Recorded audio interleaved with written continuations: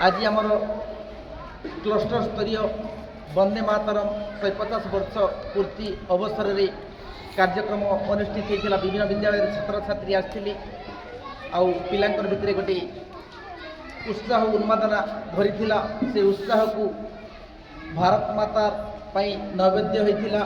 निहाती भाव में पिला माने जो आमर वरिष्ठ वर्ग अच्छी कनिष्ठ वर्ग अच्छी आउ छोट तृतीय पंचम पिला नहीं आमर प्रतियोगिता होता। से भितर प्रबंध में प्रथम स्थान अधिकार कले, आउ संगीत में प्रथम स्थान अधिकार कले, वक्तृतार प्रथम स्थान अधिकार कले, तापर चित्रकला प्रथम स्थान अधिकार थिला करथिबा पिला पुरस्कार दिया जाइछि। तो कहुए पिलाकर प्रतिभा को मोदी सरकार द्वारा जो वंदे मातरम कार्यक्रम निहाती भाव में विद्यालय स्तर में प्रतियोगिता होता, क्लस्टर स्तर में होता, ब्लॉक स्तर में होता, जिला स्तर में राज्य स्तर में कार्यक्रम हम जहाँकि प्रति पिला पाखे गोटे वंदे मातरम गान घोषित होगापर स्वदेशी आउ आत्मनिर्भरशील विषय पिला माने जानिले बुझिले।